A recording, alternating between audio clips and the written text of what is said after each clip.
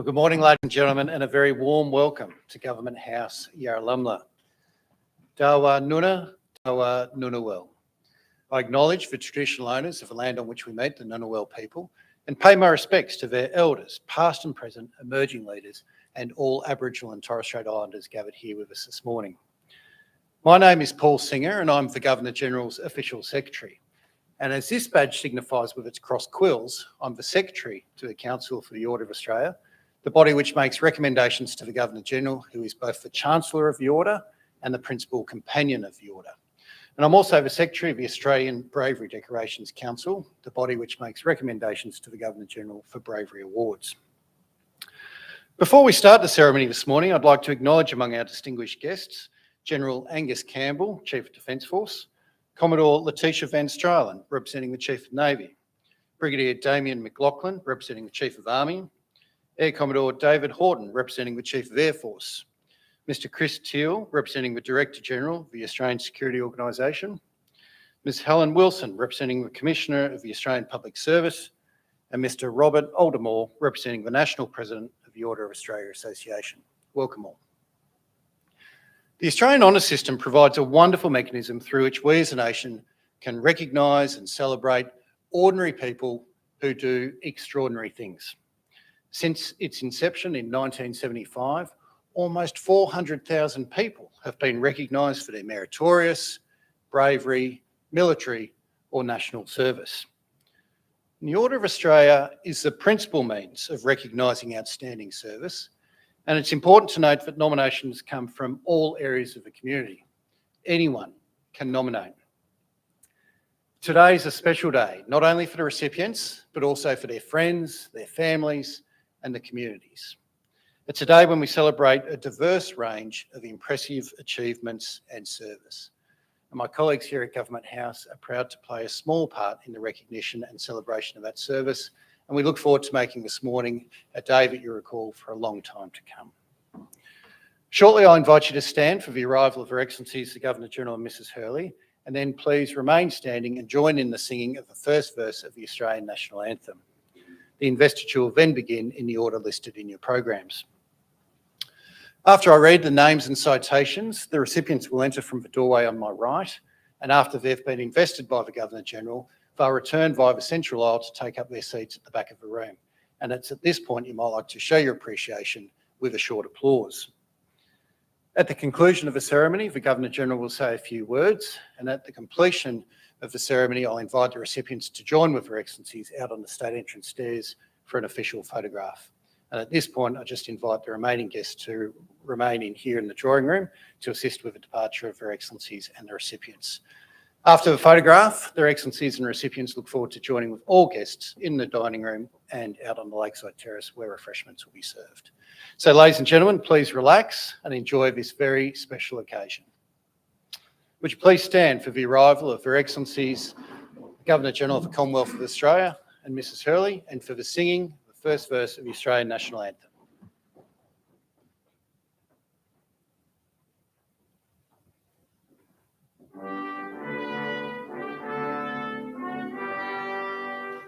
Australians, oh, let us rejoice, for we are one and free. With golden sword and wealth for tongue, our home is girt by sea. Our land abounds in nature's gifts of beauty rich and rare. In this respect, let every state advance Australia fair. In joyful strains, then let us sing, advance Australia fair. Thank you, ladies and gentlemen. Please be seated.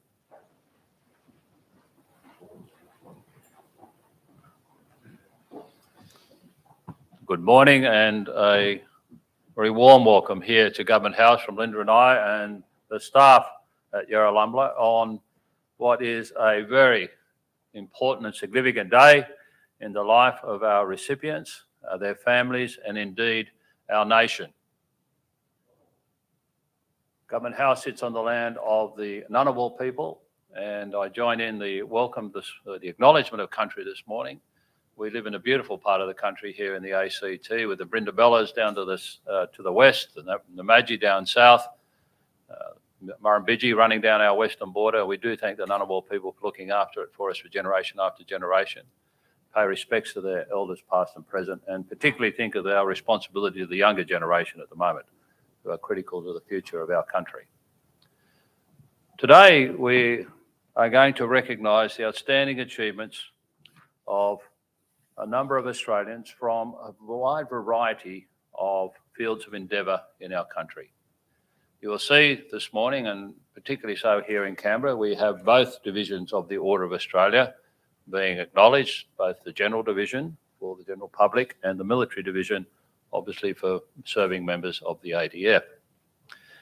I want you to take particular note on the range of achievements we're acknowledging this morning in the General Division, because I'm going to issue you some homework following the formal ceremony. Our honours system, as Paul has mentioned, began in 1975 and replaced the Imperial Award system. I believe our honours and award system has one characteristic which is perhaps unique amongst these systems around the globe, and that is it's a bottom-up system. So what do I mean by that? Ours is not a system where elites in Canberra, Sydney or any other capital city look around the country and say, oh, someone is doing a good job down there in that particular town, in that organisation, I'm going to acknowledge that and present them a medal. Every member of the General Division who walks through this door here or a similar door in any other government house in our country has been nominated by a fellow Australian. And that is the significant difference. Our system depends on people in our community nominating those around them they see contributing significantly to the overall well-being of Australia, both internationally, nationally, and of course at the community level. That's another hint for your homework. To our recipients this morning, congratulations to you all, and absolute pleasure and privilege for me to be part of this ceremony this morning. To family members, particularly partners, and I say to you a very sincere thank you. Not one of these recipients would be coming through this door today if they did not have your support. And I do thank you deeply for that. I understand how this works. I've been being involved in similar types of activities and events and endeavours over many, many years. So this is your day, and Australia is saying thank you to you as much as we are to the recipients. To our recipients, I know that I'd say 100% of the people that come through that door will say to me, I don't deserve this, I just do it because I think it's important or the community benefits from it and so on, and I don't do it for the medals and the recognition. Well, that humility is delightful, but today, put it aside. You are proud. We're allowed to boast today in your achievements. Don't brag, that's going too far, but you may boast because your country has said to you, thank you, and we want to recognise what you have done for our country and our people. So today is about you, your achievements, and what you have done to take Australia forward. Linda and I travel around the country visiting communities in very difficult days and some of the best days. We always can report back that there's an enormous richness of spirit in Australia. We are very good people. It makes me very optimistic about our country's future. And today we're going to see on display that richness of spirit. So again, congratulations to you all, and I know I'll now begin the formal ceremony. Thank you.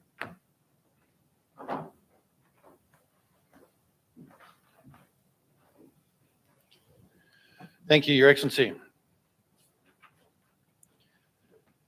Your Excellency, to be presented with the insignia of his appointment as an officer of the Order in the General Division, Mr. Gregory Hood, for distinguished service to the national transportation and aviation industries and to the not-for-profit sector.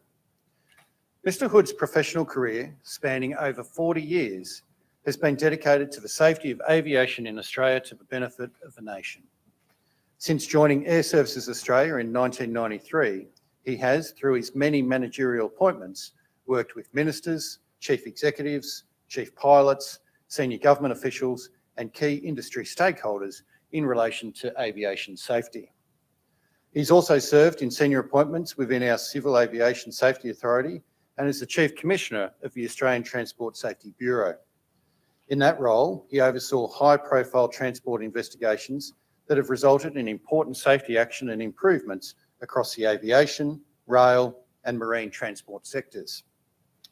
He's also an active contributor to and fundraiser for a range of local charities, including St Vincent de Paul Society, World Vision's Business Advisory Council, and Lifeline. Mr. Hood is a highly regarded industry leader whose efforts are most deserving of our recognition. Mr. Gregory Hood, appointed an Officer of the Order.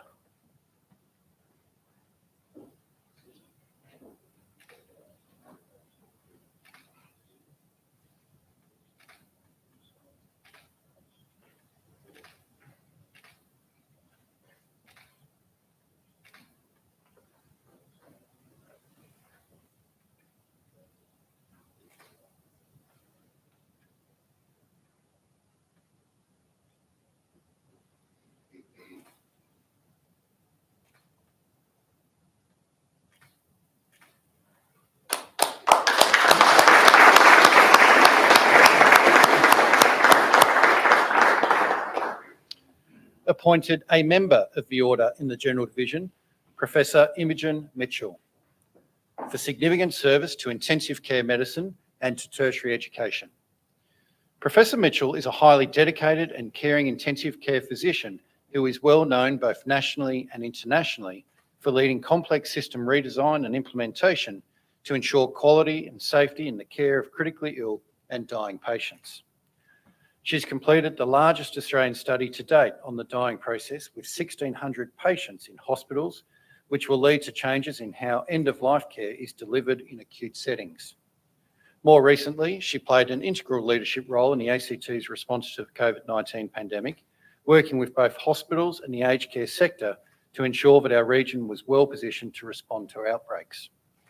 Professor Mitchell, as Dean of the Australian National University's Medical School, has also been a passionate advocate for medical students, particularly for women in medicine and diversity in the profession. Professor Imogen Mitchell, appointed a member of the Order.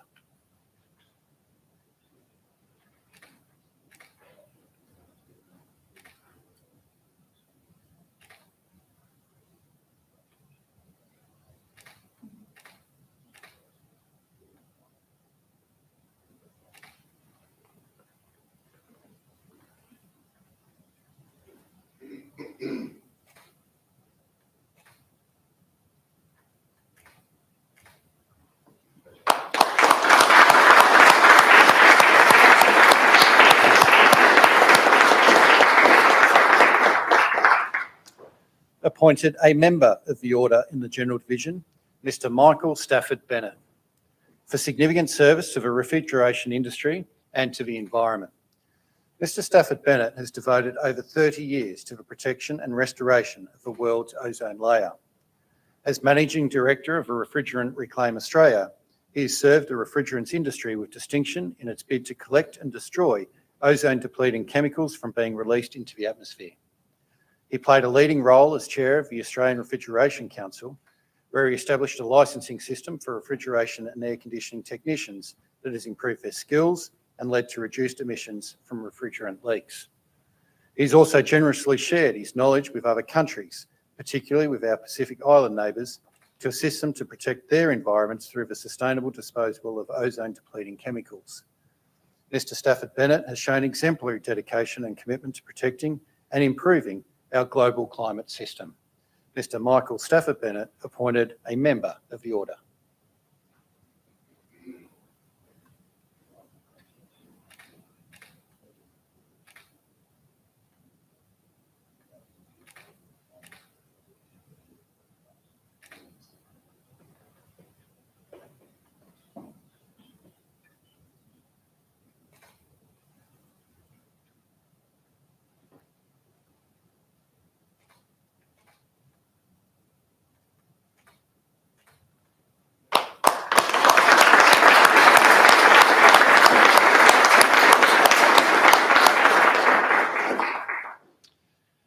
appointed a member of the Order in the Military Division, Lieutenant Colonel Glyn Lanwarne, for exceptional service to the Australian Defence Force in the field of sensitive and strategic personnel case management. Lieutenant Colonel Lanwarne has expertly managed the sensitive coordination of fatality management and bereavement support for the families of the Army's fallen. As the Deputy Director of Military Support, he was pivotal in the training and mentoring of personnel who assist in the delivery of critical incident and casualty support services. He was instrumental in reviewing and refining complex case management arrangements with stakeholders across Defence and the government. He's also coordinated the complex operation of the Army Fair Go hotline with superior outcomes for those who sought advice. During periods of high emotional distress and under time pressures, he has provided exceptional support to units and bereaved families while simultaneously managing the coordination of external stakeholders. Lieutenant Colonel Lanwarne's empathy, policy knowledge and understanding has ensured that bereaved families are treated with dignity and respect. Lieutenant Colonel Glyn Lanwarne appointed a member of the Order.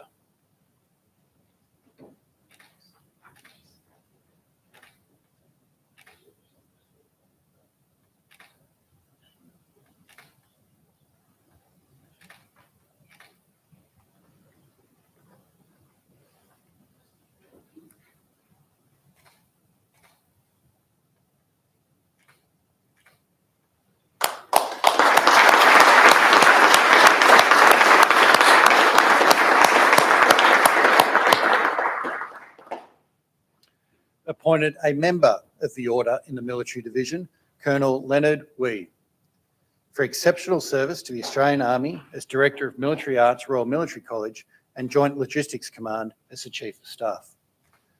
Colonel Wee is an officer of remarkable skill who has served in a range of appointments throughout his more than 30-year military career. As Director of Military Arts at the Royal Military College, he led the implementation of a major transformation to the officer training curriculum, which delivered efficiencies and a notable increase in the throughput of trainees. During his tenure as the Acting Director General Strategic Logistics and Deputy Commander Joint Logistics, he engaged with senior leaders, including with international partners, to progress Australia-US ministerial consultation logistic objectives. Additionally, his leadership and mentoring of his team enabled surges in high priority operational demands to be met during a time of multiple natural disasters. Colonel Wee's service to the training of Army's future officers and his efforts in Joint Logistics Command have been exceptional. Colonel Leonard Wee appointed a member of the Order.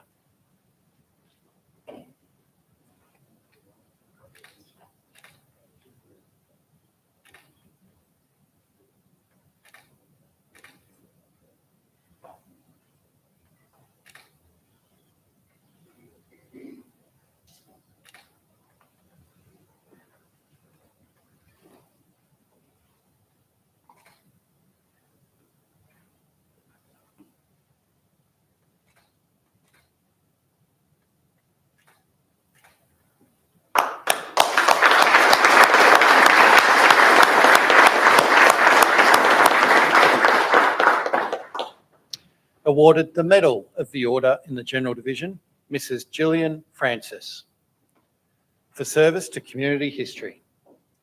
Mrs. Francis is a committed historical researcher who has been dedicated to documenting the important stories of Australians who fought in both World Wars.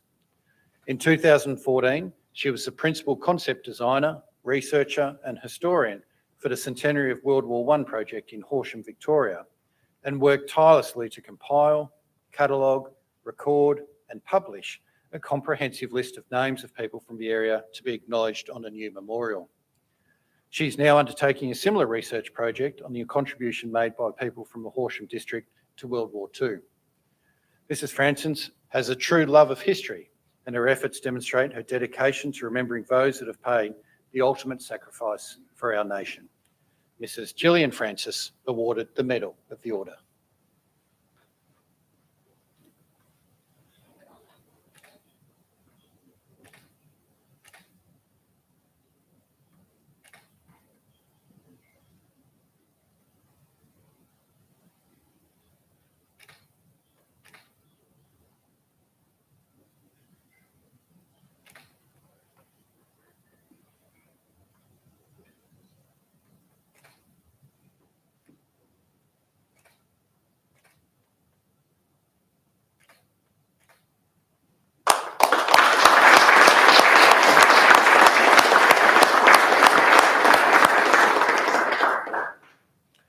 Awarded the Medal of the Order in the General Division, Mr. Philip Greenwood, for service to the not-for-profit sector and to the community.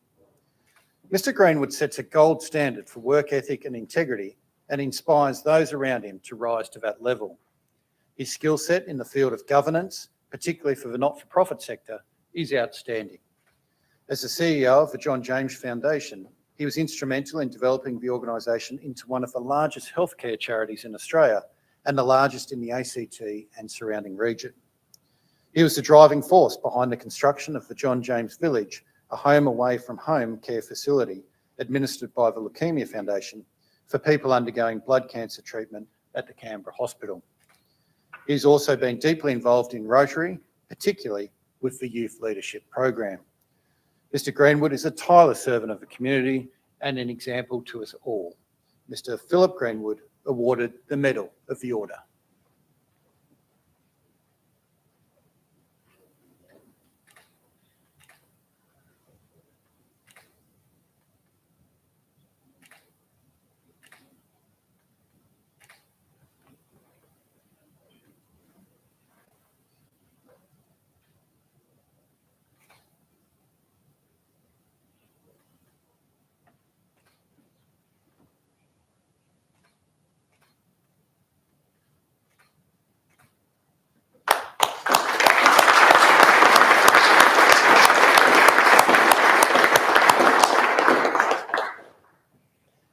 Awarded the Medal of the Order in the General Division, Mrs. Deborah Masling, for service to secondary music education. Mrs. Masling is the head of a renowned music program at Canberra's Lyman High School, which she established in 1999. Under her direction, her team have taught countless children to play a musical instrument, nurtured their musical talents, and engendered in many a lifelong love of music performance. Beyond music, her program helps students to learn and understand the values of teamwork, focus, practice, perseverance, and support for each other through an ingrained sense of belonging. Mrs. Masling is an outstanding music educator and individual. The knowledge, care, and devotion she brings to her work and her guidance for both her colleagues and students towards their full potential are powerful reminders of the benefit one exemplary person can make to the lives of many. Mrs. Deborah Masling awarded the Medal of the Order.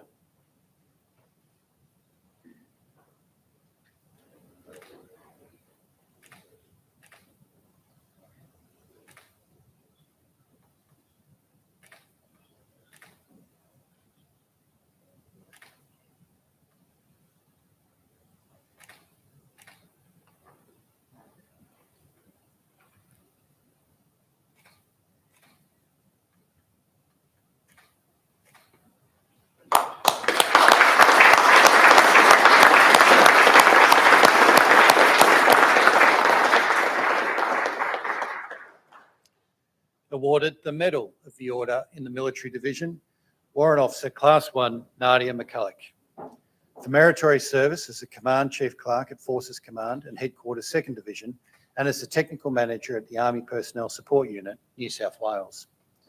Warrant Officer McCulloch has served diligently in a range of senior administrative positions, and her technical acumen and knowledge has ensured Army personnel have received accurate payroll administrative support. In her Army Personnel Support Unit role, she's provided subject matter expertise on personnel and payroll administration for over 8,000 personnel. She was also pivotal to the administration and certification of over 2,700 personnel during the Australian Government's call-out of the reserves for Operation Bushfire Assist. Warrant Officer McCulloch's achievements have contributed to the retention of the workforce and enhancement of Army's people capability.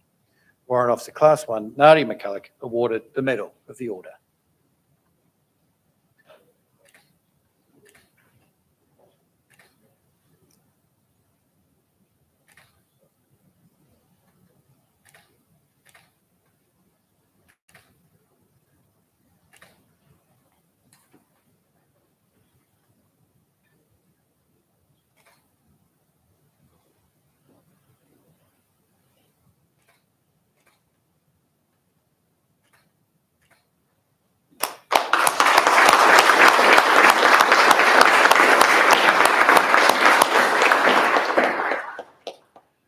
awarded the Medal of the Order in the Military Division, Flight Sergeant Timothy Davies. For meritorious performance of duty in target intelligence training for the Australian Defence Force. Sergeant Davies, through his efforts, has been vital to the Australian Defence Force's targeting capability.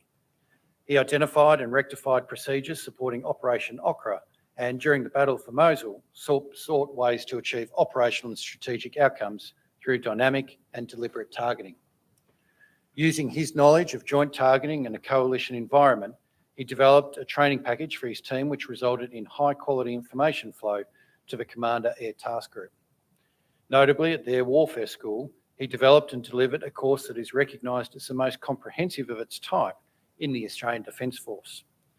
Flight Sergeants Davies' focus and dedication in support of advanced operational training for the Australian Defence Force has brought significant benefit to cross-domain targeting, planning and execution. Flight Sergeant Timothy Davies awarded the Medal of the Order.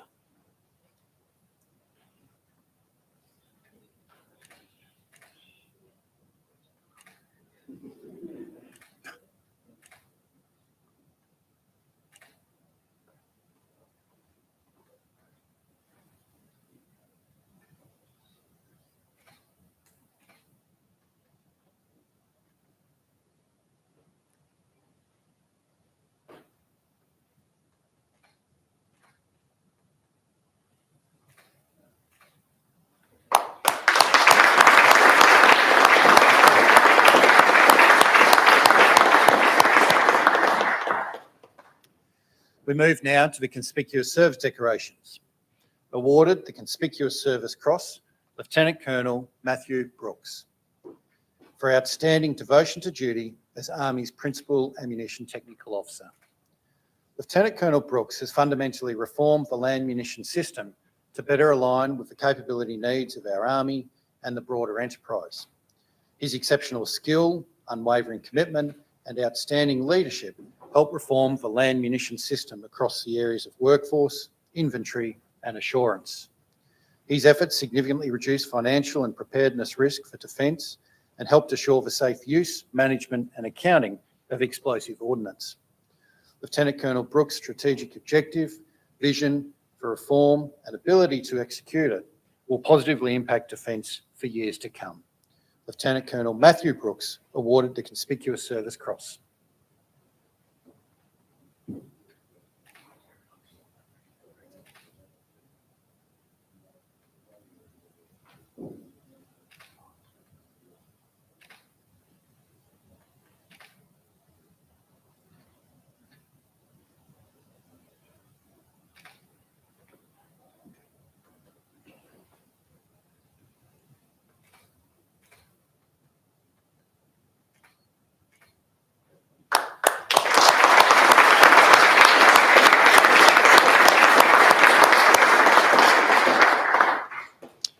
Awarded the Conspicuous Service Medal, Leading Seaman Daryl Malone, for meritorious achievement in the field of Navy remotely piloted aerial system operations. Leading Seaman Malone has been an integral member of the Navy's Vertical Takeoff and Landing and Remotely Piloted Vehicle Development Unit since 2015. Through the S100 Camcopter Test and Evaluation Program, he developed solutions for problems that arose in maintenance and flight planning, logistics management and training. His contributions led to the new and improved processes, systems and software tools that directly enhance the Australian Defence Force's capability through to Camcopter's integration into the fleet. When the Navy identified the need to train additional remote pilots in operating the Camcopter from a moving ship's deck, he developed a world-first mid-air handover technique to optimise training opportunities.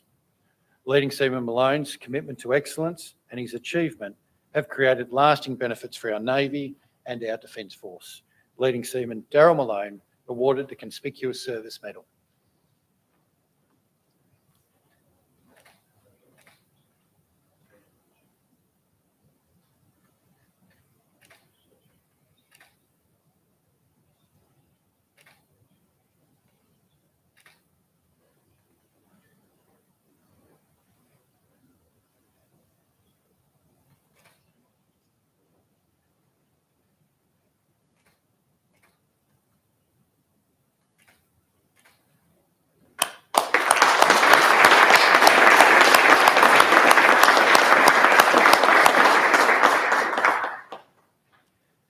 We move now to the Meritorious Service Awards. Awarded the Public Service Medal, Mr. Andrew Jaggers, for outstanding public service in supporting the government's response to the COVID-19 pandemic, ensuring the safety and well-being of Australians. Mr. Jaggers played a critical role at the Department of Finance during the early stages of the COVID-19 pandemic. He provided commercial expertise in regard to commercial transactions, including the voluntary administration of Virgin Australia and the onshore manufacturing of pandemic influenza vaccines. He also worked closely with Australia Post to ensure that the regulatory framework enabled that organisation to continue to operate during this unprecedented time. Additionally, he was responsible for the delivery of purpose-built quarantine facilities in Melbourne, Brisbane and Perth as part of the government's response to the pandemic. Mr. Jaggers' dedication to public service and to the good of the community has left a lasting impact on the Department of Finance, the Australian Public Service and on all Australians. Mr. Andrew Jaggers, awarded the Public Service Medal.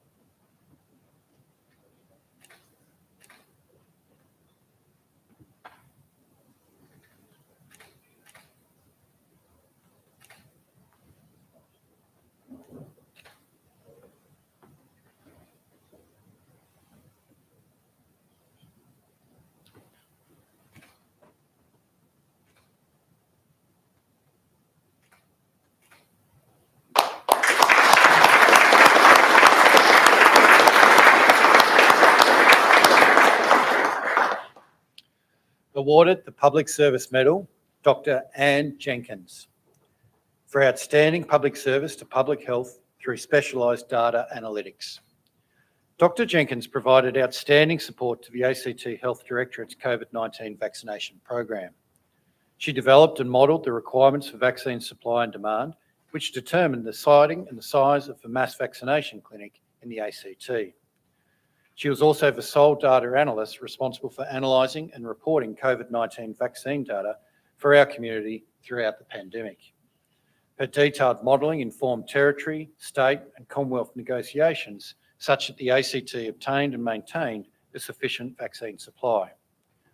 Canberra's mass vaccination clinic administered more than 288,000 COVID-19 vaccinations and nearly 24,000 doses during its busiest week, all as a result of her efforts. Dr. Jenkins' commitment and dedication are in keeping with the finest traditions of public service, and we recognise her today. Dr. Ann Jenkins, awarded the Public Service Medal.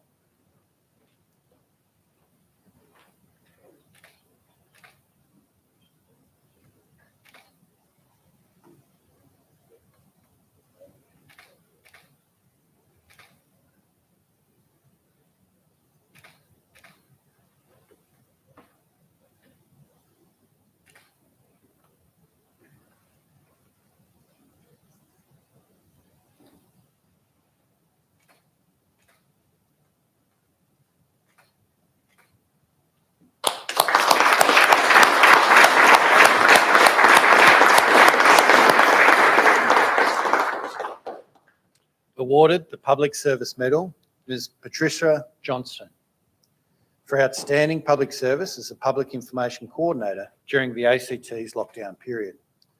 Ms. Johnson served with distinction in the Public Information Coordination Centre during the ACT's COVID-19 lockdown in 2021. The Centre's primary responsibility was to deliver information to the community and the media during an unprecedented time for our citizens. She professionally supported the emergency response, including involvement with media conferences, social media posts, e-newsletters, and key public health information. When COVID-19 cases were found in neighbouring jurisdictions in July 2021, she engaged extensively with stakeholders to substantiate the risk levels to the ACT and prepared the communication and engagement messages once lockdown was called. Ms. Johnson's leadership of and contribution to the Coordination Centre was of the highest order. Ms. Patricia Johnson, awarded the Public Service Medal.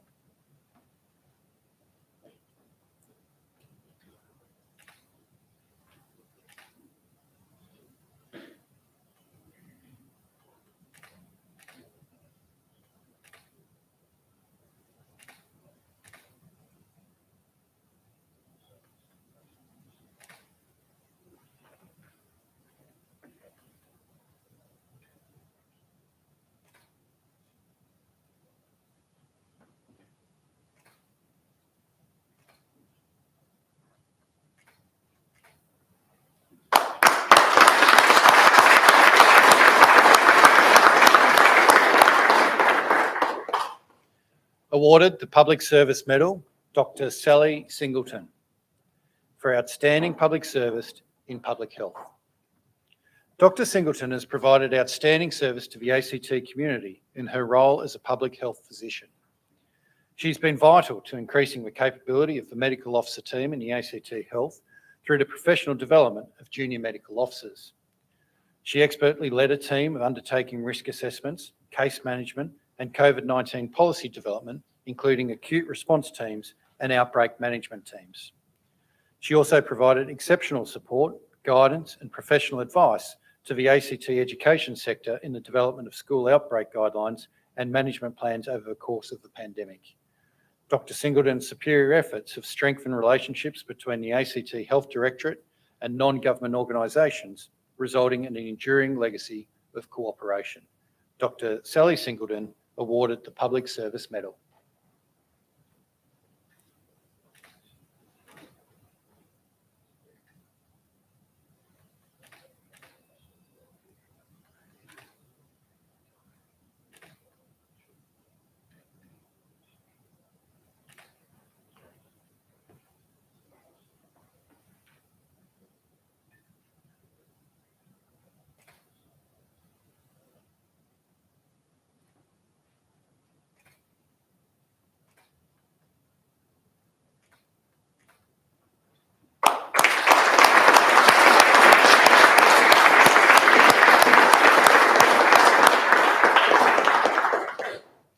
Awarded the Public Service Medal, Ms. Catherine Wakefield, for outstanding public service to public health as the Executive Director in the Division of Cancer and Ambulatory Support. Ms. Wakefield served most admirably as a clinical lead for the ACT's COVID-19 vaccination and testing programs during the height of the global pandemic. Her leadership ensured that the ACT was at the front of the nation in delivering vaccinations to 90% of our population within a 3-month period. She led the clinical development of the ACT's Access and Sensory Vaccination Program, delivering a service for Canberrans with special needs. She coordinated the work required to establish the Max Vaccination Centre at the Australian Institute of Sport, including liaison with key stakeholders, government departments and private companies. Ms. Wakefield also identified opportunities to provide vaccinations to those in correctional facilities, disability day programs and in other settings, including at sporting events, to achieve the highest vaccination rate possible for ACT residents. Ms. Catherine Wakefield awarded the Public Service Medal.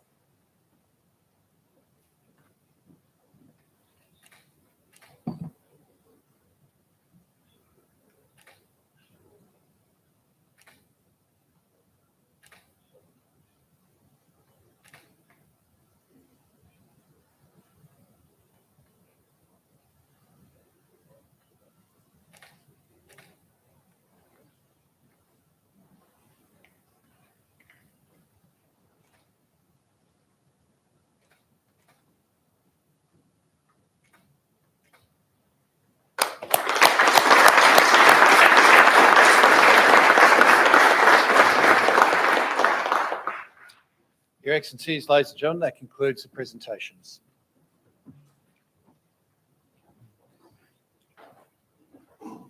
We've acknowledged each of our recipients individually. I think it is appropriate now to acknowledge them as a group. Congratulations to you all.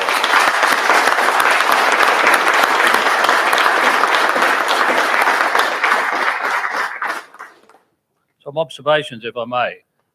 You'll have seen the breadth, particularly in the community-related reward recipients being acknowledged this morning, that breadth of experience, the breadth of endeavour, the way they approach their work. A couple of points I want to add to that. Our order should reflect in each of the lists that come out twice a year who we are as Australians. At the moment, it falls short in that we are not adequately representing women. The number has grown significantly over the last 4 or so years, and we're getting close to 50-50, which is where it should be. We're still not adequately recognising the multicultural nature of Australia. And we have work underway here at the office to improve that, but I'll ask you for your assistance in a moment. And thirdly, we are still not recognising sufficiently our Indigenous population and the way people are contributing to the well-being of Indigenous people of Australia and more broadly to our country. Your homework. You know people in the community who fit the bill in doing the work you've seen as an example of today, or more broadly in the areas in which we are still working on. Your job is to nominate. It's a simple process. Paul will explain that in a moment. But without nominations, we can't recognise people. My job in all this will be to mark your homework. And I'll do that as they come through that door, perhaps a year or so after the nomination has entered. So please, go back to your community. So many times, Linda and I travel around Australia and people will whisper in our ears when we're in a town, Mr. So-and-so or Mrs. So-and-so should be recognised for the work they're doing for our community. Good, nominate them. That's the process. So again, warmest congratulations to our recipients today. Thank you for your contribution to the country, to family members. Thank you as well for what you have done. Linda and I look forward to engaging with you all now over a cup of tea or something. It was probably a bit early in the morning for something stronger right now. But we look forward to meeting you all and celebrating with you and what is a very, very special day in the lives of our recipients, but importantly, the life of our country. Thank you.